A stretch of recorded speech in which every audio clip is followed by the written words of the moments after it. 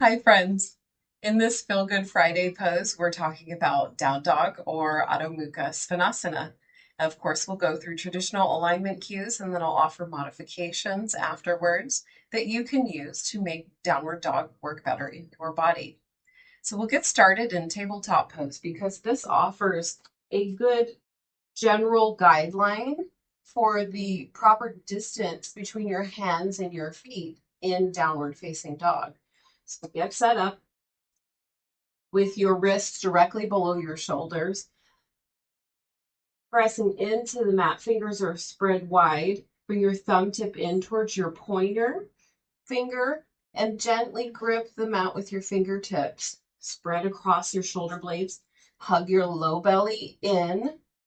Your knees are set up directly below your hips at hips distance apart with your feet on the mat.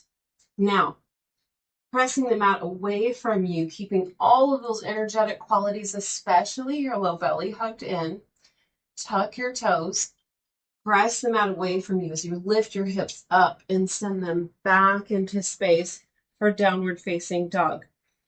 Now that we're here, press into your hands, press the mat away from you, and create a strong, straight line of energy from your hands up through your shoulders, through your torso, and out through your tailbone up to the sky. I'm pausing the video here for a moment to add that your biceps frame your ears and you gaze toward your ankles. But you do have the option to relax your head down towards the mat until you gain sufficient neck strength to bring your ears in line with your arms. Now, how do you feel about the distance here? For me, it feels a little short, so I want to take about an inch step backward to give me a little bit more space in my downward facing dog. Knees can be bent as much as you need them to be here in order to focus on keeping that strong straight line from your hands out through your tailbone. It is not necessary for your heels to reach all the way to the mat. But here is a tip to help you gain a little more length in the back of your hamstrings while keeping that strong line of energy out through your torso. So from here, press into your hands.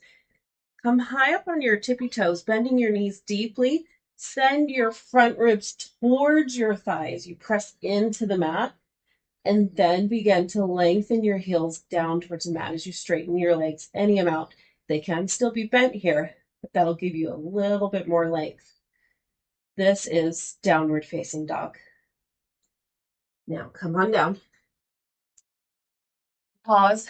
Shake out your shoulders. That might have been a bit much for your shoulders, maybe for your hands, which brings me to cues for modifications or adjustments that you can use.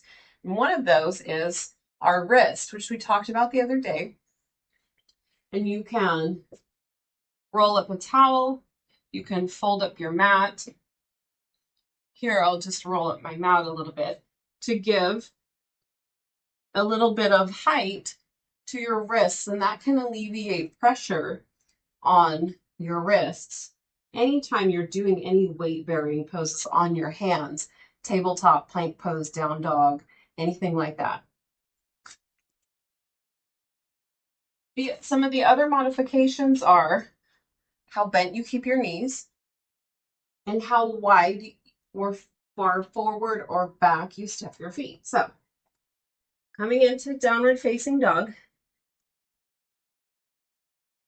if it is most comfortable for your knees to be here, but your back is still straight, then this is perfectly fine for you.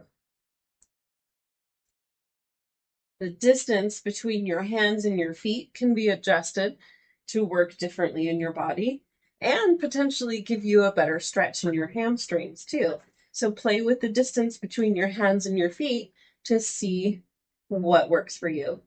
And then the other option also is to step your feet wider and then do your downward post that way.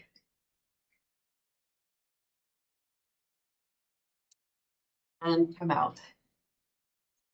Give yourself a moment to reset. That is an inversion, so you want to come out slowly, give your body a chance to reset, especially if you're feeling lightheaded. Take a breath, take a moment, and then continue on. I hope this was helpful. If you have any questions, please let me know in the comments. Have a fantastic day.